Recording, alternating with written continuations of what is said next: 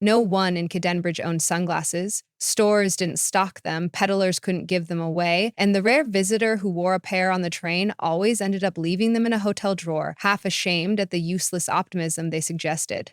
The sky above the river city had been silver gray for as long as its oldest citizens remembered. Sheets of drizzle blurred the brick chimneys, and a perpetual hiss of rain on slate roofs played in every alley. People told newcomers that Cadenbridge had only two seasons, wet and whitish, and they had long ago polished the art of shrugging inside damp coats.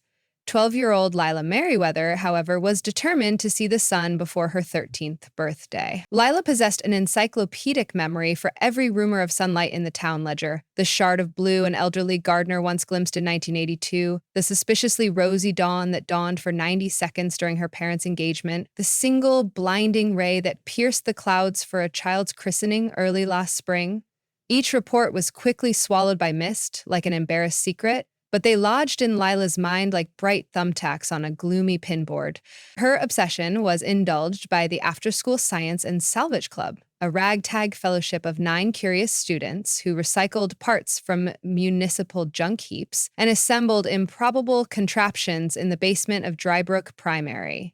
Their advisor, Ms. Coe herself, a refugee from a sunnier coast, believed that engineering was simply a polite synonym for daydreaming, so she kept her toolkit unlocked. One late winter afternoon, while rain streaked the windows in tired diagonal stripes, the club members huddled over cracked mugs of cocoa, and Leela laid out her proposal. "I think the sky is waiting for something," she said. "Every time someone talks about doing something kind, there's a rumor of light. What if the sun's on a hinge like a door that swings whenever we behave ourselves?" The room erupted into skeptical hums. Ravi Patel, whose talent for electronics was matched only by his fondness for hard data, tapped the rim of his mug. "Correlation isn't causation," he reminded. "Besides, how would we measure kindness in amperes or ohms?" Lila grinned, unrolled a paper covered in diagrams, and said the words every tinkerer longed to hear: "Let's build something and find out." Thus began the project that would remake Cadenbridge. The Rainbow Barometer, as it was eventually christened by school vote, was a fusion of science fair earnestness and folk magic.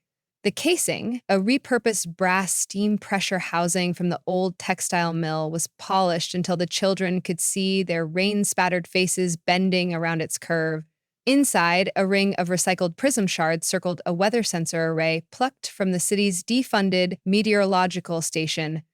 Ravi wrote code that pulled real-time barometric pressure, humidity, and dew point readings, then compared them to decades of stored rainfall data. Any aberration, specifically a sudden localized decrease in cloud density, would trigger a small motor that rotated the prisms. If direct sunlight should strike the device even for an instant, the shards would scatter a full spectrum onto a circular dial painted with colors. But the barometer's true heart lay in the copper listening dish Ms. Coe called the empathy aerial.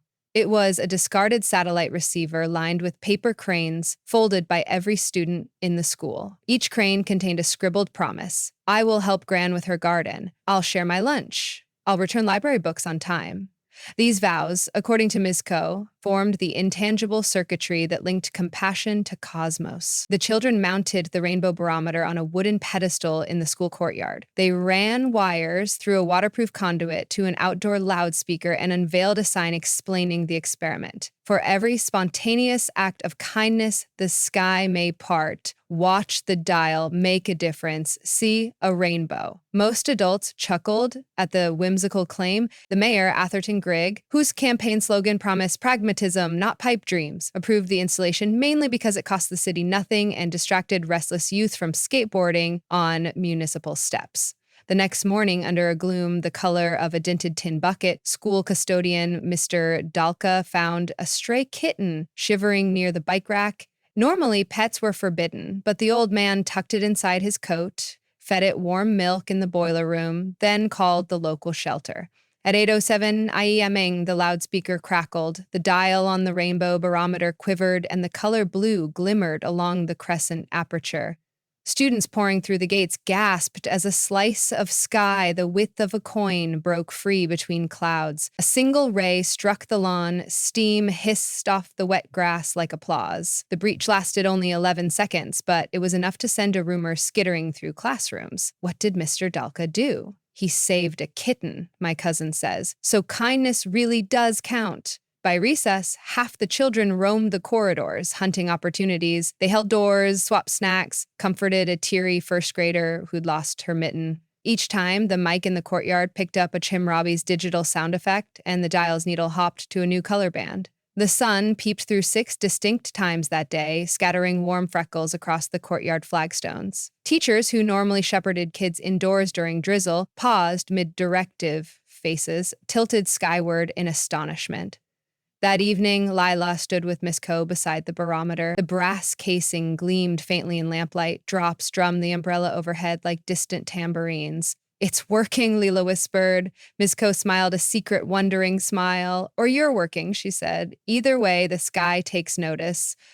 News travels faster than sunlight. Within a week, Cadenbridge's local paper ran a front-page photo of the rainbow dial glowing orange while 2 elderly ladies escorted a blind spaniel across River Run Street. On social media, the hashtag #RayByRay trended regionally. Businesses placed tip jars labeled Sun Fund next to registers, promising to donate proceeds to charity. Each jar bore a tiny sticker of the rainbow barometer. The children upgraded the system. They linked the dial to a live feed that projected onto a billboard downtown, the kindometer neighbors called it. A digital thermometer bar rose from rusty red toward violet each day as acts were logged. Data entry was simple. Any witness could text the incident to the school server with a short description.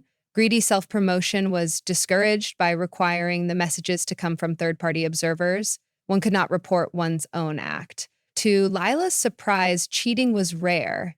People seemed eager to play fair with the sky. In cafes, strangers quietly purchased each other's coffee.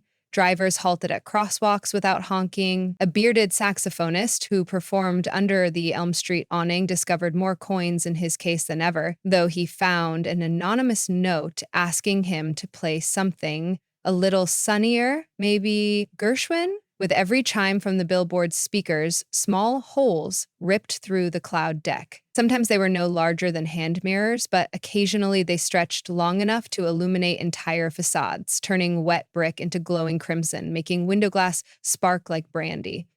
The phenomenon puzzled meteorologists in the capital. Instruments registered micro-pockets of pressure anomalies above Cadenbridge, yet the surrounding county remained socked in. Not everyone applauded. For Grigg, who had quietly nurtured a plan to rebrand Cadenbridge as the Mecca of Mood, a destination for writers seeking drizzle-soaked inspiration, watched hotel profits dip as tourists began craving sunshine. He arranged a meeting with the school board, citing safety concerns, but the board chair, whose teenage son had persuaded a bully to apologize under the lure of daylight, politely stalled him. Grigg turned next to the newspapers. An editorial appeared claiming the rainbow dial was psychosomatic, that breaks in the clouds merely coincided with the end of winter. Yet the editorial writer, seen later helping a stranded cyclist fix a chain, was startled when a beam of light spotlighted him like a stage lamp. One Saturday, an urgent text lit up Ravi's phone from the barometer sensor. Humidity drop, 12%, solar lux spike. He jogged to the schoolyard where he found Lila crouched by the pedestal, eyes wide. The dial had surged to indigo, the final color, for the first time. A hush fell over the neighborhood as if the city itself paused mid-breath. Then, like theater curtains, clouds parted in an enormous oval. Sunlight poured down, hot, golden, fragrant as distant orchards. People emerged from shops squinting like moles. They raised children onto shoulders, phoned relatives, snapped photos whose timestamp would become legend in family albums. 11:16, a.m.ing the hour of summer. The burst lasted 23 minutes. Grass dried. Steam rose from the river in ghostly veils. On Chapel Street, church bells began ringing, though no hand pulled their ropes. The sexton, startled by brightness through stained glass, simply forgot to stop the mechanism. Later, meteorologists would call it an unprecedented, localized anticyclonic event. The townsfolk called it Saturday. And under that first genuine azure, the seed of irreversibility took root. Once a people taste sun, they do not gladly return to unbroken cloud. Trouble crept in, disguised as practicality. The kindness feed, once spontaneous, started to feel competitive. Points were informally assigned. Yielding a seat on the bus earned 1 stripe, while organizing a neighborhood litter pickup bagged 10. Some citizens gamed the system. Groups scheduled mass charitable acts, timing them for tourist buses so that sunlight coincided with camera shutters. Arguments flared. If a cafe anonymously donated pastries to the homeless, could the owner then mention it to a customer hoping they would text the act? Was it still kindness if one expected credit, solar, or social for it? When the dial stagnated at green for 2 consecutive days, the city mood drooped. Grayness felt heavier than before, as though hope had added weight to disappointment. Leela paced the basement workshop, troubled. "We never meant it to be a scoreboard," she said. Ravi, soldering a new humidity sensor, murmured without looking up, "Systems get gamed. It's a rule of coding and of life." Miss Coe, listening, proposed an amendment. Perhaps the barometer should ignore quantity and listen for quality. They reprogrammed the server. Instead of counting every reported deed, the algorithm would scan for language markers of authenticity: spontaneous verbs, lack of self-referencing pronouns, humble adjectives. Commercial reports reading, "I just fed 24 poor souls," would be ignored, but "saw neighbor's laundry soaked, moved it undercover" would pass. The first day of the new filter, only 3 acts were logged. A faint sunbeam padded softly across the library steps at dusk, yet those who saw it swore it felt warmer than any earlier rays. The stakes rose when the river threatened to flood. Weeks of upstream rain swelled the Hemliner, pushing murky waves against the quay. Emergency crews stacked sandbags. Mayor Grigg, still smarting from lost tourism revenue, saw an opportunity. If the rainbow barometer could punch holes in clouds, why not enlist it to clear a whole storm front? He summoned the Science and Salvage Club to City Hall. The children, dressed in their best but still damp from seeping gutters, sat at a polished oak table opposite the mayor and a panel of engineers. "We propose," Grigg began with a smile that dripped like oil, "that you aim your device at the coordinates of the approaching squall line. If we generate, say, 1,000 acts of kindness by tomorrow noon, perhaps we can divert the deluge." Ravi fiddled with his tie. "It doesn't work that way, sir." "We're not even sure why it works at all," Lila added. "The acts can't be scheduled, they must sprout on their own." Grigg's smile thinned. "The city may issue an ordinance encouraging volunteerism, double trash pickup, half-price bus fares for donors. It will be spontaneous enough for our purposes." Miss Coe placed both palms on the table. "Kindness coerced is kindness corrupted. You can't order sunlight." Grigg waved a dismissive hand. "Tell that to the river when it breaches the levee." He adjourned the meeting without another word. That night, the children argued, were they responsible for saving the city if they possessed even a sliver of weather-shaping power? Ultimately, they returned to first principles. Measure, don't manipulate. They decided to observe what happened naturally. As the storm front loomed, townsfolk gathered on rooftops and beside lampposts, clutching umbrellas like frail shields. The river slapped against stone, harder each hour. Around midnight, a siren wailed. A section of the levee north of the railway station had begun to crumble. Fire crews scrambled, but roads were waterlogged. Seeing this, people poured from pubs and houses, forming human chains to ferry sandbags. Teenagers who would normally be gaming online waded thigh-deep, passing burlap sacks while grandmothers brewed vats of tea. A dentist splinted a volunteer's twisted wrists with tongue depressors. A mechanic commandeered a stalled bakery van, using its headlights to illuminate the breach. No one paused to text a report. At 1:47 a.m., the rainbow barometer, unattended in the dark schoolyard, activated on its own. Sensors registered a spike in barometric pressure directly above the riverfront.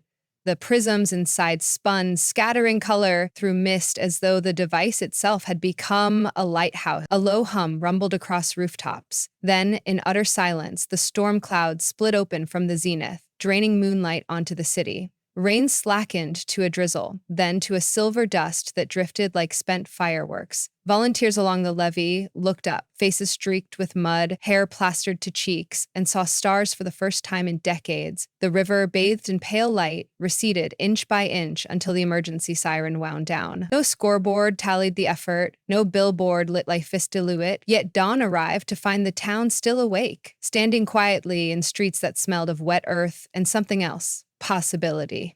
Morning papers struggled for headlines. Some opted for Miracle on the Hemliner, others for Citizens Save City. None captured the hush that fell whenever someone mentioned the late-night starlight. They spoke in near whispers, like parishioners recalling a visitation. Mayor Grigg held a press conference intending to credit municipal coordination, but as cameras rolled, a coughing fit seized him. A young paramedic rushed forward with water. Grigg, swallowing, locked eyes with the medic, and in that instant seemed suddenly smaller, as though his authority had bled away under the weight of gratitude he could not spin. He dismissed the reporters and walked into the crowd, patting shoulders, asking if everyone was all right. Later, he was seen lifting a toddler to see the rainbow barometer, which sat quietly at neutral yellow, glinting under a newborn sun. Spring in Caddenbridge used to mean a marginally lighter gray. Now it meant intervals, sometimes minutes, sometimes hours of unfiltered brilliance. The city remained rainy, that was its nature, but between curtains of drizzle, wide ribbons of sky unfurled, lit cobalt and rose, accompanied by the distant sound of the barometer's gentle chime. The kinometer billboard remained, but was repurposed to display poems, jokes, lost and found notes, gifts of words rather than scores. Tourists came, yes, but they arrived to witness cooperation, not melancholy. Vendors finally stocked sunglasses on racks outside corner shops. They sold steadily, though customers often hung them from shirt pockets, preferring to squint rather than miss any of the fragile, miraculous light. One afternoon in May, Lila and Ravi climbed the bell tower of St. Aldwyn's to service a new wind sensor they'd installed. From that vantage, the city resembled an enormous patchwork quilt, slivers of roof shining, streets steaming, droplets flicking off awnings, where sun and rain overlapped in gauzy veils. A fragment of rainbow arced briefly from the courthouse dome to the flagged spire of a shipping crane. Somewhere below, church bells mingled with children's laughter. Ravi shielded his eyes, scanning the horizon. "I think," he said, "we're going to need a bigger dial." Lila laughed, hair whipping in wind. "Let the sky decide." They stood a while longer, letting brightness warm their faces, not counting, not coaxing, only witnessing an old city relearn the art of weathering, ray, by unbidden, ordinary, or replaceable ray. Ugh.